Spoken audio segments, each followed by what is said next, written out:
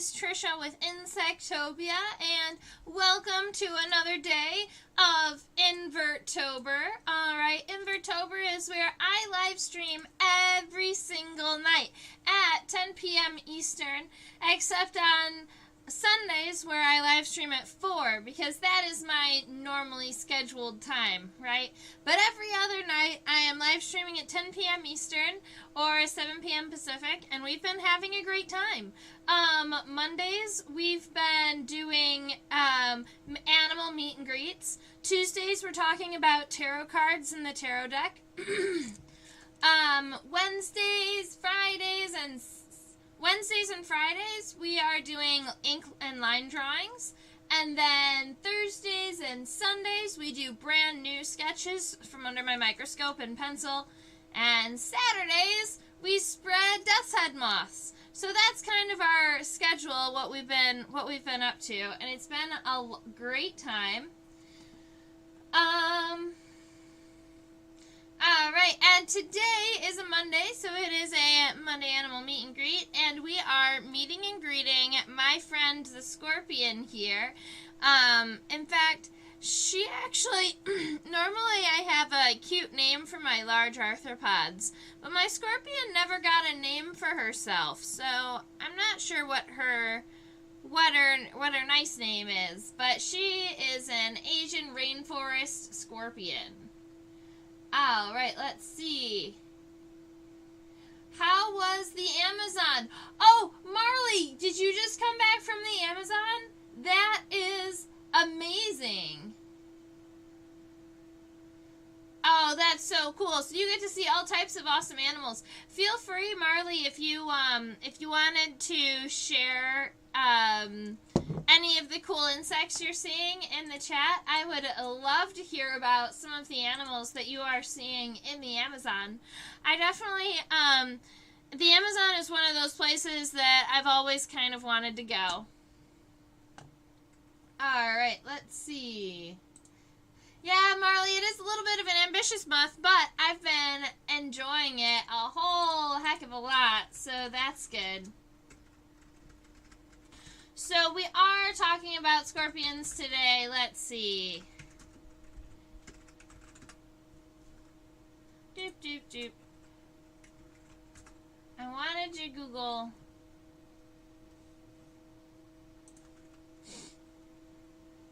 really quick. Alright.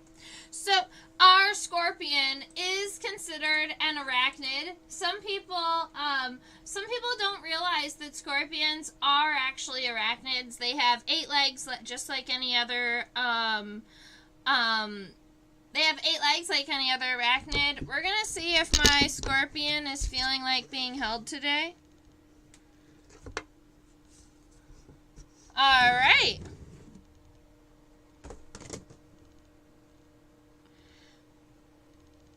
Very good. So, this is my Asian Rainforest Scorpion. She has 8 walking legs. If you see, we're gonna see how long she lets me hold her. She's been super nice about it, but sometimes she doesn't let me hold her for very long. She gets a little jumpy.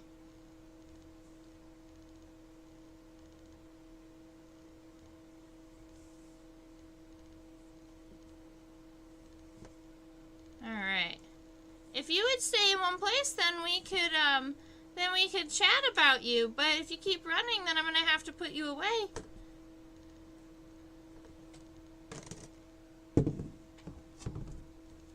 She says, no, don't put me away. I got the terrarium out and she stopped moving.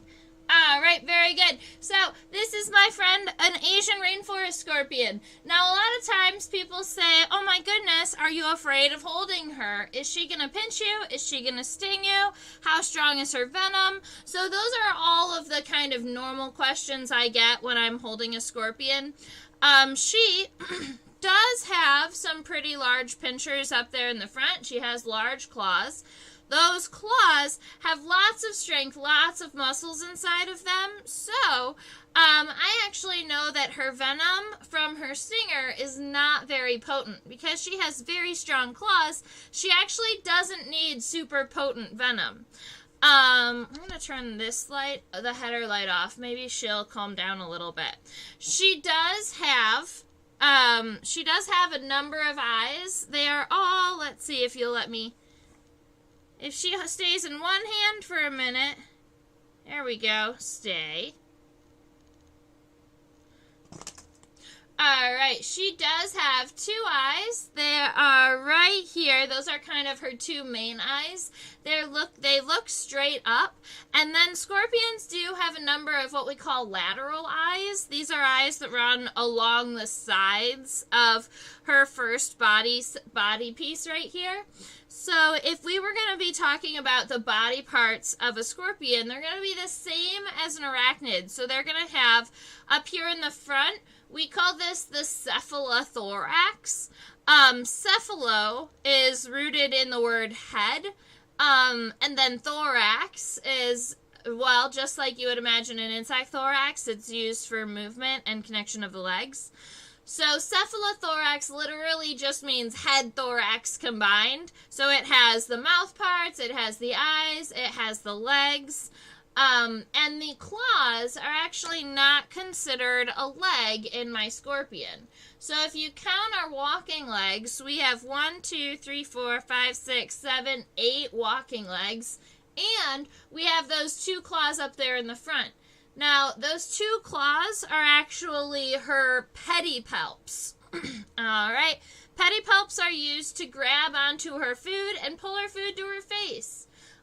Last week we were able to see a tarantula, and that tarantula also had pedipalps, but instead of being shaped like claws, they looked like little legs, little kind of short legs. Now, let's see, I've got some comments, some cool hemipteran. Oh, awesome. And you found a wild avicularia? That's really cool. Wild pink-toed tarantula. I love it. Now, is holding her tail up like that a defensive thing? She'll naturally hold her tail up like that. It's not really defensive, as it's just kind of her natural posturing. Now, Susan noticed something very specific, and that was if we look at the end of her tail, yes, unfortunately, she is missing her venom bulb. That actually makes me kind of sad, rather than happy. People are like, oh, yay, now we can hold her. But that did not happen on purpose, and unfortunately is going to be the cause of her death eventually. So when I first got this scorpion, I had put her in this beautiful home, and she was crawling around, and she seemed pretty happy, and she was going under the hides, and she was interacting in her exhibit just the way I wanted her to. And then she crawled up one of the logs that was on the edge of, that was like leaning up against the edge of the glass, and she tried to crawl, and she was like leaning on the glass, and she fell, and unfortunately she injured and damaged and she knocked her own venom bulb off. And that was the first day that I got her, so I always thought that it was possible that it was damaged by the person I purchased her from. But she has had a long, healthy life without it. So, Susan, to answer your question, what is going to happen essentially without her venom bulb? She has such strong claws that she doesn't need her venom to eat. She does have the ability to kind of hold her prey and kind of eat it alive, so that's good. Bad thing is that without a venom bulb, without the end of her tail, unfortunately she can't poop. So she will become constipated at some point, and that is why we keep her on a limited diet, so that we keep her around as long and as happy as possible. Yeah, death by constipation. It's very sad.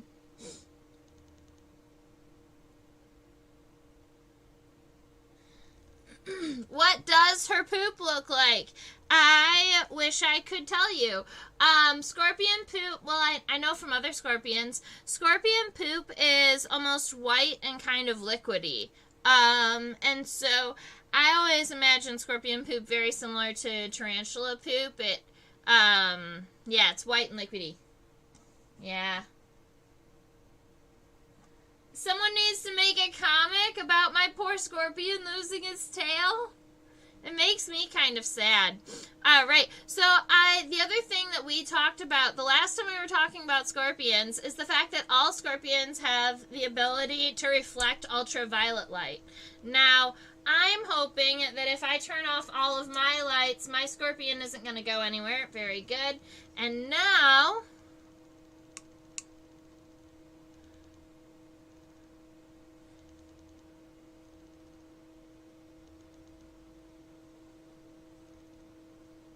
let's see if I can get it to, so she glows really, really well under black light. It's just me trying to figure out the best lighting to show it off.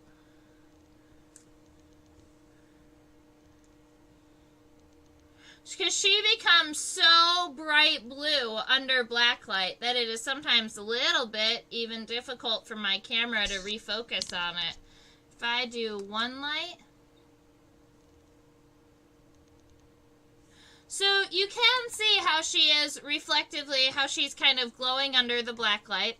Go on back, baby. Go on back.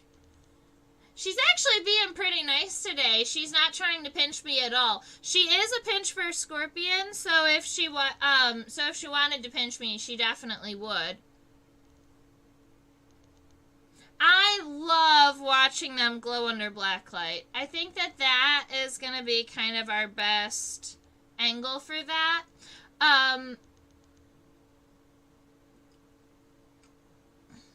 A tragic comic, yeah, about a poor scorpion not being able to poop. So I was gonna hope if we get this at just the right angle, maybe about like this.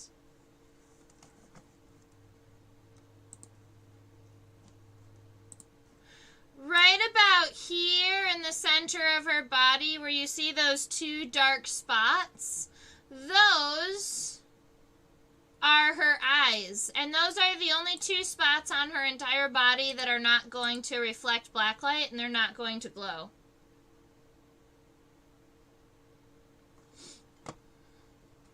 Alright, I'll go ahead and turn her light back on.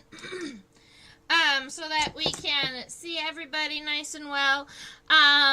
We had a question on the chat, and that was, how hard can she pinch? Does it actually hurt? And so she does have the ability to pinch, and that pinching does, she has the ability to hold on to you, for sure. I'm going to see if she'll stay on a piece of white paper for us.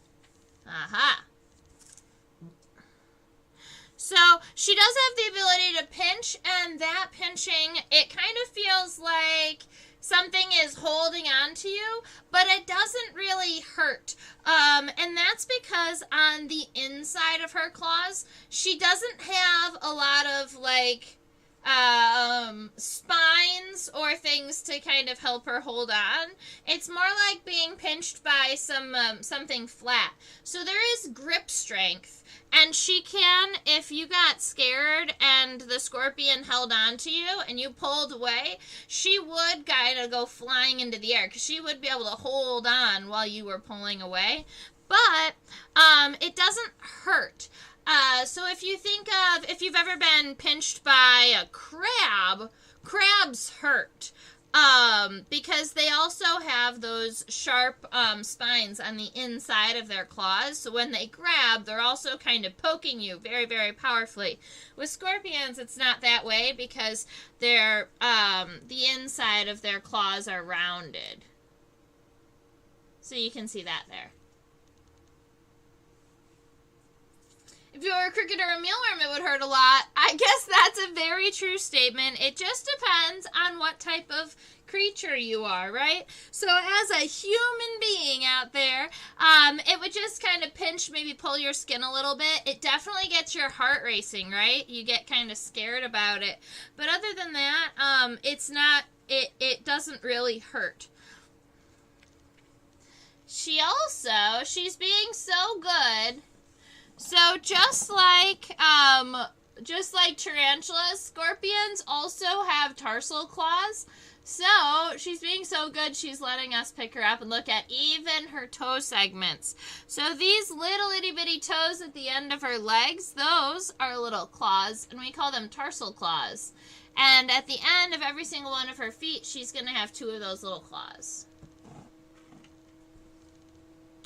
So a lot of times when people think of scorpions, they think of the first scorpion I brought and I shared with you. That little itty bitty kind of yellow scorpion that we came to believe was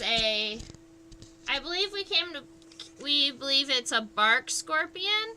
The first very small yellow scorpion I shared with you from Arizona.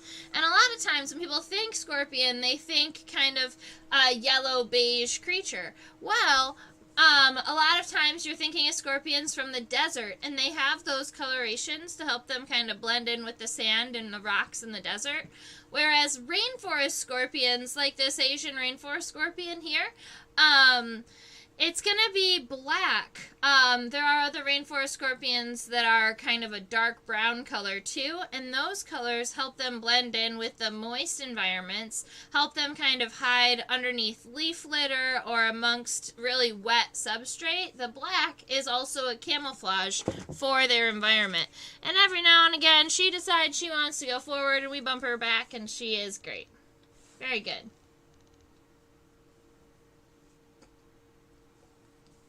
Susan says she's trying to count legs and she is coming up just a little short. Are their front legs hidden behind the claws? Yes. So the claws, let's see if you'll... Okay, on the right side you can see all 4 of her legs at this moment. So, the front leg is right here and her toes, her tarsal claws end here. Her second leg is right here. This is her third leg, and her fourth leg comes out and back. And so those are all 4 of her legs on the right, and then on the left, one of her legs is kind of hidden amongst her claws. But generally, as she walks a little bit, it's kind of easier to see there, all 4 of her legs on that side too.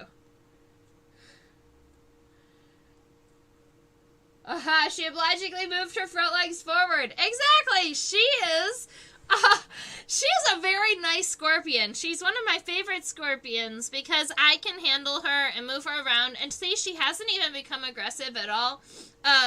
There have been times where she became kind of pinchy just because she was tired, and obviously she's a nocturnal animal, right? So if I'm interacting with her during the daytime and she's grumbly and she wants to sleep, then that's another thing. But it's 10:30 at night right now, and she seems to be just perfectly fine being awake and being interacted with.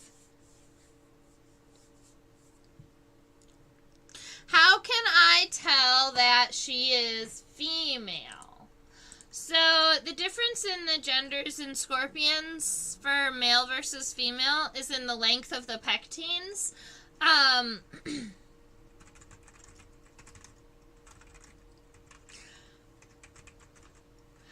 will admit I've been calling her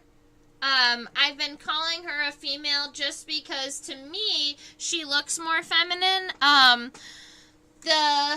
haven't actually checked her pectines yet. So to me, females also tend to be kind of wider, kind of bulkier, heavier looking, and the males are very kind of thin looking. That one is a little bit trickier, but to me, she has always looked feminine, and so that's why I keep using the female term. But we probably could even check out her gender. So other than the size of her body and her overall kind of body shape, the male versus female is by those pectines underneath.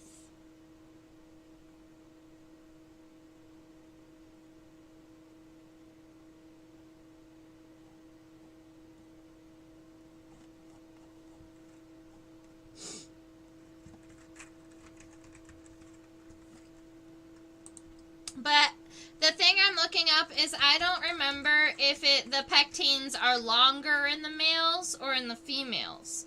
So that's what I'm looking up right now to see if I can find the difference in the males and the females. It's definitely something that I have looked up and known in the past, but sometimes my scorpion knowledge doesn't stick in my brain as well as my insect knowledge. It likes to walk away a little bit.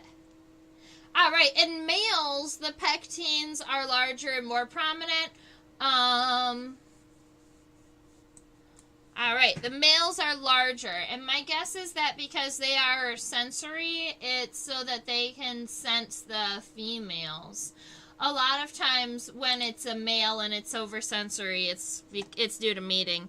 And so let's go ahead and see. She's being super nice, so I'm just going to slide her onto my hand here. And I'm going to see if I can see underneath her.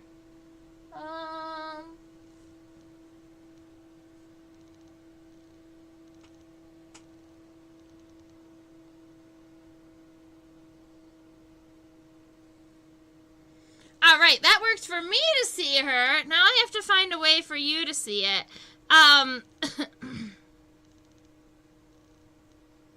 As you can imagine, scorpions do not particularly enjoy being flipped upside down. So if I had a little plastic thing to put her on and then a mirror that I could slide underneath, that would actually be more helpful to see. But then you'd also be looking up at my ceiling. I don't know how to make that work to be able to see her underside. Oh, she says she did not like that. She's on the run.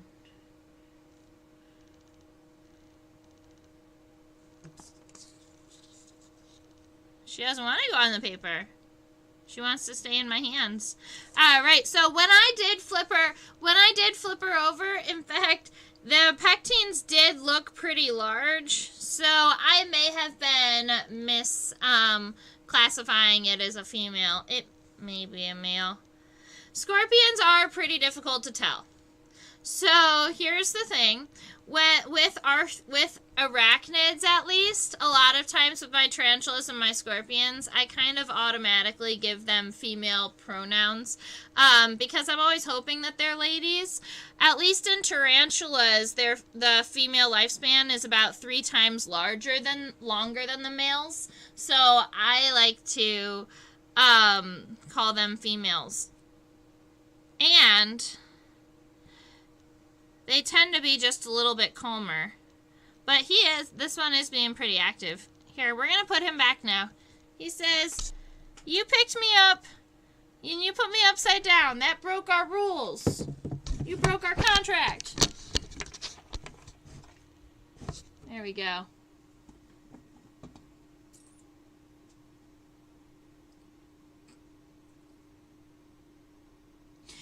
Is there parthenogenesis in any arachnids? Ooh, that is a great question.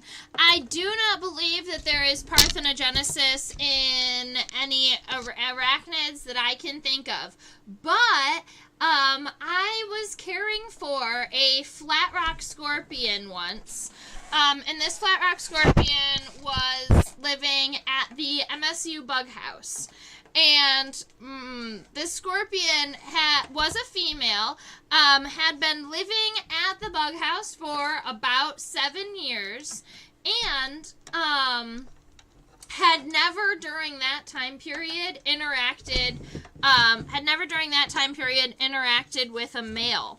But while I was caring for this beautiful scorpion, it had babies. And it was so exciting. Scorpions have essentially live birth, and the mom scorpion carries the baby scorpions on her back.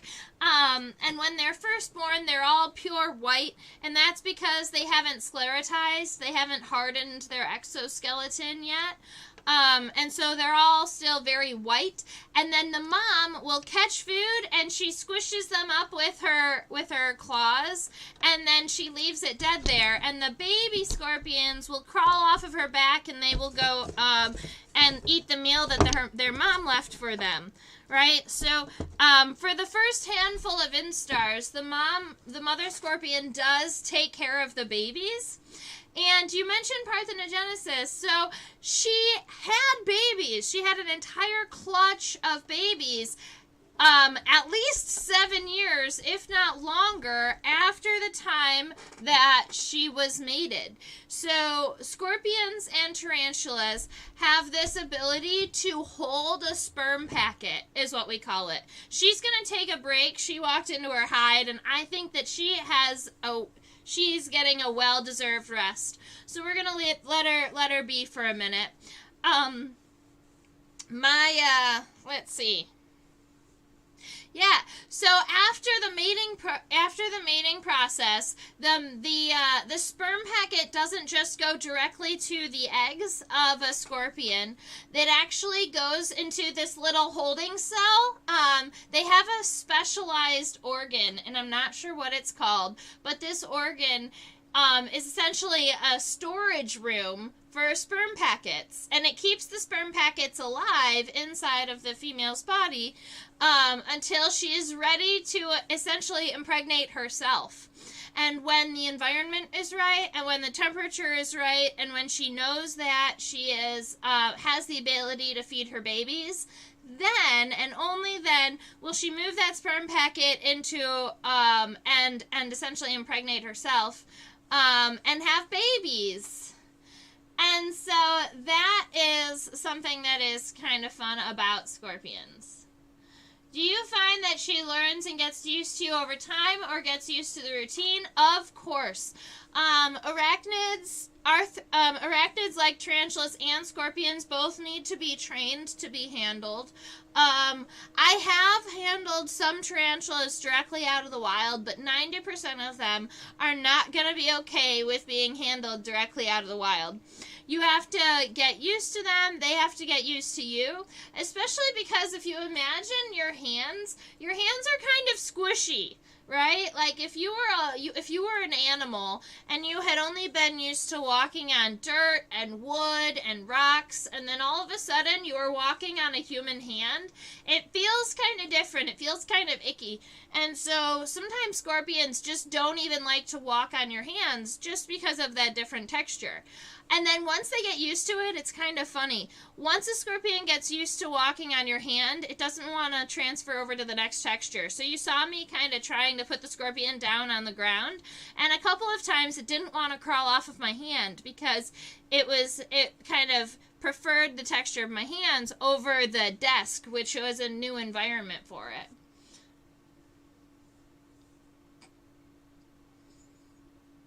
We do definitely need to have a scorpion gender reveal party. I don't think that is going to happen today, but I actually do have a mirror.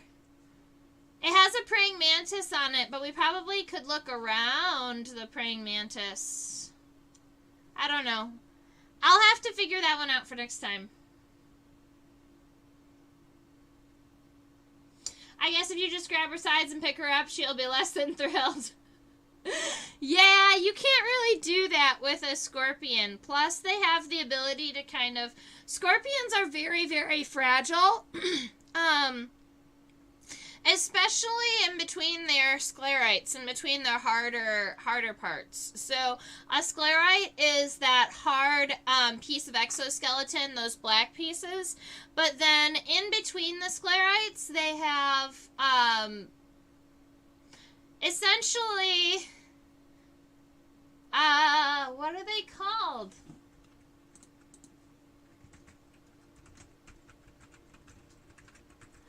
It's like the soft parts in between the hard sclerites.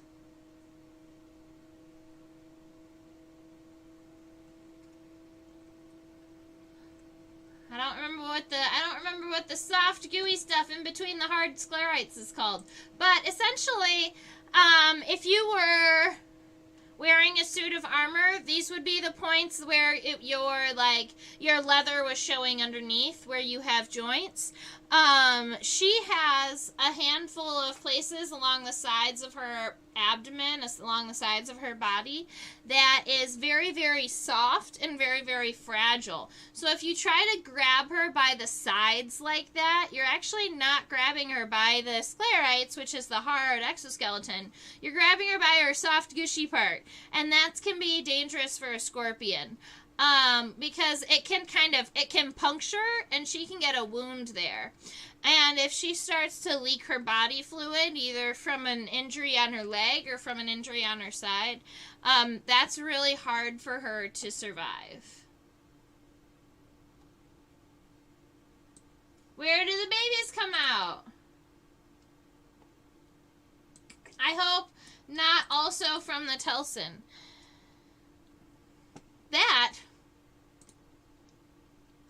I do not believe that the babies come out of the Telson. I believe that the babies come out, if we were looking at the scorpion, if we're looking at our scorpion and if we're looking at kind of the length of her body in between her abdomen and her tail, I believe that her babies come out kind of at the base of her tail.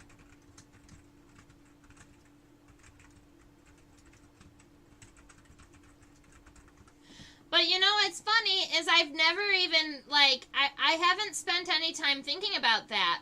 And, it's not something that I've ever been asked either.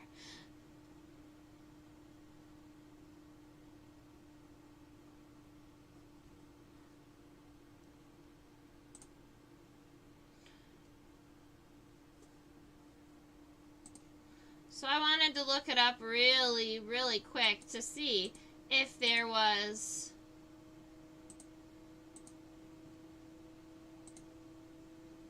Yeah. Oh, wow.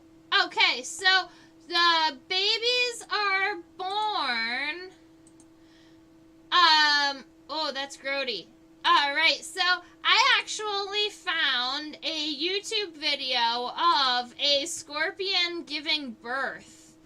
I'm gonna share it with you. This isn't my YouTube video, but, this is kind of wild. I've never seen this before. If you zoom up into about 1 minute into the video, you can see a whole baby scorpion coming out of the mom. And they come out right above the pectines. So instead of coming out at between the abdomen and the tail, scorpion babies are actually born essentially in between the cephalothorax and the abdomen. Well, right where kind of the last pair of legs are, that's where the whole opening is, where the babies come out.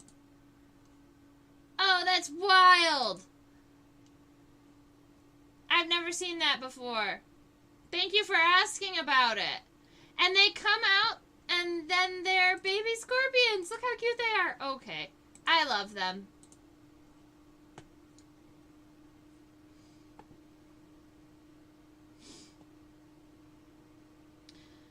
Hadn't thought of that. Human hands feel like unstable terrain. Yes, exactly. I love that. That the scorpion gender reveal party could be a viral video. You're totally right. Maybe I should do that. Maybe I should secretly figure out what the gender of my scorpion is and then have a little scorpion gender reveal party. And we could have little balloons and maybe I could color a mealworm or something pink or blue and then have the scorpion eat it and the goo coming out being if it was a boy or a girl. That would be really funny.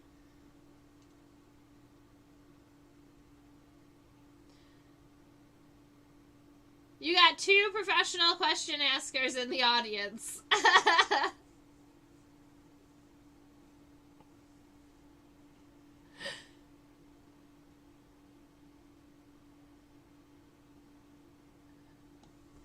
That would be a lot of fun. And you know what? I wouldn't mind having a viral video or two about insects travel around. I feel like people need to know more about bugs anyway.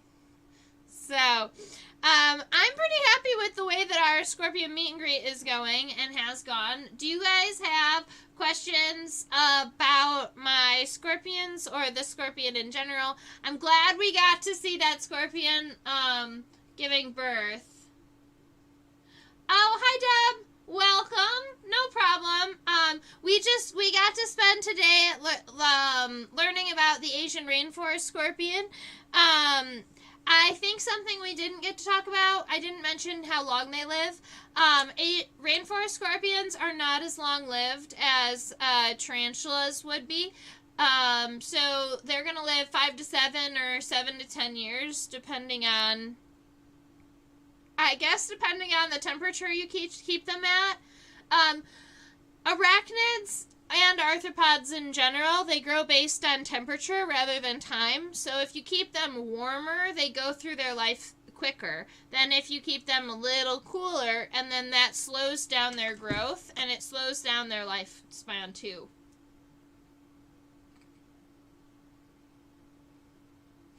Yeah, exactly. All we need to do is have a couple of really awesome viral videos about how cute bugs are. I actually did do a gender reveal kind of meme picture for one of my for one of my tarantulas, and that was kind of fun. Yeah, my rainforest scorpion has decided to go away hiding, and she fit herself into this little paper towel, into this little toilet paper tube. She said, I am out of here, because we got a lot of time with her today, and so she wants a little bit of time to herself. And you know what? I do kind of understand that. Every now and again, we just need a little bit of time to ourselves. Our friend the scorpion did a really great job today. So, normally my Monday kind of animal meet and greets are a little bit shorter than all of my other sessions. So my question to you is, I think we're pretty much done with our kind of meet and greet with my scorpion. I never found a name for her. I kind of like the name Lily. It makes me want to name her Lily, but I feel like there's definitely a better name out there for her. Yeah, Chaos, you're just a little bit late. We started about 45 minutes ago, and I think we are going to be closing up shortly, I think. Unless we come up with another thing to talk about, we could ink line a drawing. But I think we have finished up all the scorpion questions. And I know I just did that scorpion sketch along a couple weeks ago. So we have already talked about scorpions recently. Oh, Chaos, don't apologize. We all need to work too. That makes sense. Mildred or Matilda? I love Matilda. So I actually used to watch that movie, Matilda, as a kid. I always thought it would be fun to have superpowers like she did. Aren't toilet tissue rolls the best? I'd have to say they are, and my scorpion agrees. I had put one of those kind of half logs in there for her to hide, and she liked it, but I swear she doesn't prefer it over this tube. Because the tube fits her body size perfectly. She does have the ability to turn around in it, and it makes her feel really constricted and really controlled. So I can almost build, I think I'm going to build like a little wall on the side of her home that has a couple of them, so that she can go in and out and have a little interactive place for her to live. This is her little critter keeper. It's what I use when I'm traveling or when I'm taking her to a new spot, like here, downstairs all the way to the basement. So I put her in this, but I'll take her back upstairs and put her in her bigger home shortly. Her name could be Sans Telson. Aww. Without a tail. I kind of like that, but also maybe her last name will be Telson. Maybe it'll be Matilda Telson.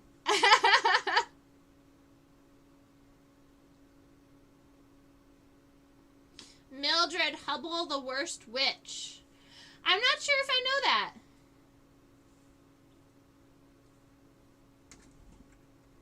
Mildred Hubble.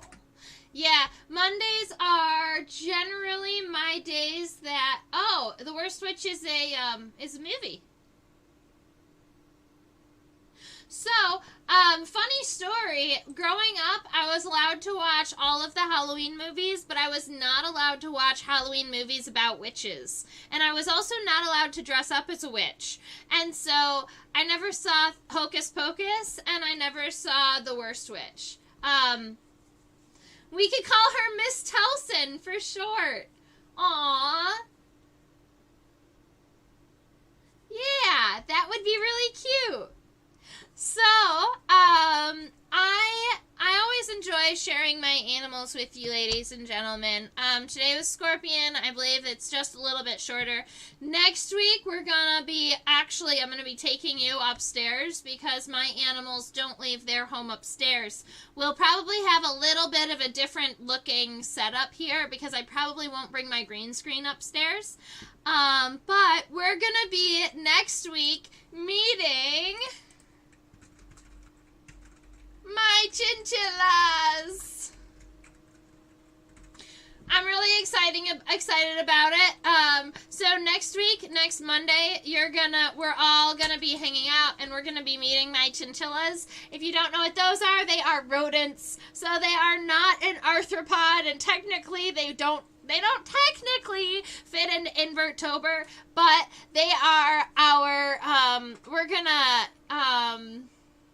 we're gonna take them on as our own, and we're gonna meet them and love them. And they are so super cute. Their names are Zila and Lulu. And we'll probably get video of them taking dust baths and eating snacks and hanging out with us. And we'll talk about where they live and their biology and all types of stuff. So that is gonna be so much fun. They are not an insect order. They are... They're a rodent, alright? They like to eat hay. I don't know if they're insectivorous. They mostly eat plant material. They like to eat hay and leaves and grass and stuff. They like dandelion leaves especially. And yes, it is a mammal. We're allowed to meet mammals during Invertober, right? Is that gonna be okay? Are you guys alright with meeting my chinchillas next week?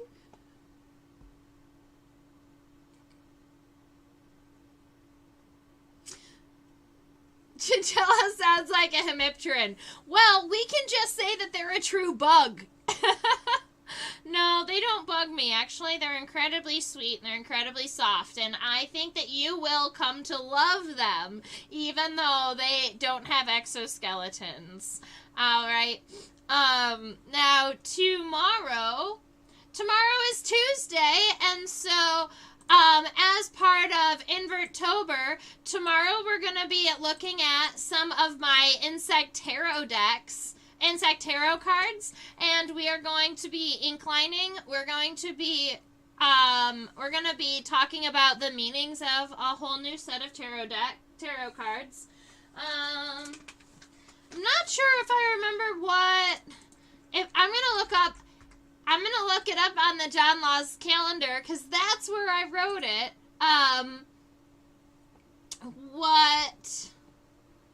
Let's see. Events, community calendar, Tuesday, tarot. So tomorrow, very good. Tomorrow we're going to be doing all of the swords in the tarot deck, and swords are flies. So we're going to be talking about a whole set of flies tomorrow and the meanings behind the different cards that I chose, and we're going to be sketching together. That's going to be a great time. The Tuesday night sessions generally go a pretty long time. The tarot deck takes a minute to talk about, and we get really chatting about them, so it's a lot of fun. So that's what we're going to be doing tomorrow, and we're just going to continue the fun of Invertober. I've really been enjoying chatting with everybody, and every single night coming down here and interacting with you in some way. So, let's see. Invertober is on my head today. Why is it all the way up down there? Okay, maybe I'm too tall. Whee! There we go. Right, so we've been doing Invertober. We've been live streaming every single day of October, and it has been an absolute blast. Today was day 10, so we are about a third of the way there, and we're just going to keep going. We've got all types of ink line drawings done. We've talked about tarot. I'm having a blast. So thank you so much for hanging out with me every night and pushing through October in a really awesome way coming up to Halloween.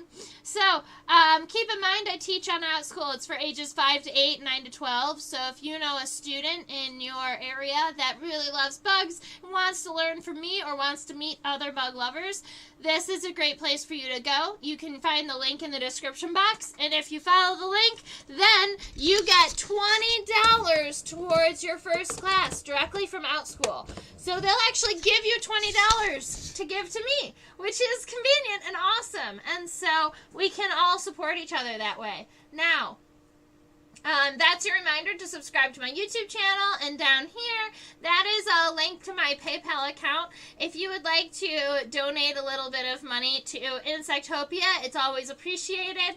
Hey, maybe if you donate a couple dollars, I'll be able to get my scorpion some special yummy foods. Maybe he'll get a super yummy waxworm. That'll be cool. All right, so if you're not having an easy time finding me on social media, that might be because you were just looking at Insectopia, and my tag on Facebook and Instagram has 2015 underneath it. So I am at Insectopia 2015. You can find me there on Facebook or Instagram. Let's see. I'm going to finish up reading all of the chats that have happened while I was chatting. Let's see. Did you see the video of the dog with a tarantula costume running around? I have seen that. It's absolutely hilarious, and I think it's super cute when the doggy has all of those extra legs, although I understand people being freaked out because it is a whole giant spider. We should have a cute-off between the chinchillas and the tarantula. I definitely agree.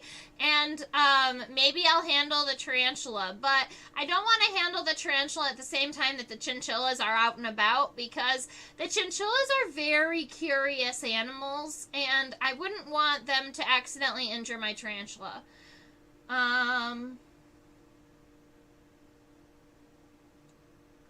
Thank you. I'm going to miss you a lot. I'm gonna miss a lot, but glad you're doing it. Yes. That's okay, Marley. You don't have to come every night. Every time I see you, I super enjoy seeing you and getting all the questions and getting the answers. It's always a great time seeing you. So whenever you can make it, don't feel like you have to live stream or have to join us every single night. If you are subscribed and that little notification bell is on, then you will get a notification at night that says, hey, if you're available and you're bored right now, you can come and hang out with us for a little bit of time. This is more so that people can see me and find me and interact with me in the entire month of October. How do we use the PayPal if we can't use the URL here? If you don't have the ability to use this QR code on the screen, you can go to the description box underneath, and there is a link directly to my PayPal account. And I can go ahead, I'll double check that it's there. I do believe it is there. So, yes, there is a a direct link to my PayPal account in the description box. So if you go underneath the screen, there's like a little down arrow, and you can go ahead and press that, and it'll take you to my PayPal account. Thank you for asking, Marley. I super appreciate it. All right, I think that is all of the thingamabobs. We've got to see our live animal. We're having a good time. We'll be able to do Death's Head Moss on Saturday. Yay, Tarot Tuesday. Susan's excited about Tarot Tuesday. Me too. And you know what? There's a part of me that thinks we might continue the tarot talks past October, because I might make a class that is, I might make it once a week where we talk about tarot or do something along those lines. It could be a lot of fun. And I'm getting a lot of interest from it. I was afraid that I was going to get a little bit of kickback because tarot isn't hard science. But I like to learn about like the meanings and symbology and stuff, and that's something I've always been interested in. So I am happy that you guys are interested in it too. All right, I believe that covers all of my questions on the chat. Thank you so much for hanging out with me today. I super appreciate it. I hope you all have a fantabulous rest of your Monday, and I will see you tomorrow for tarot. Have a wonderful night and stay buggy.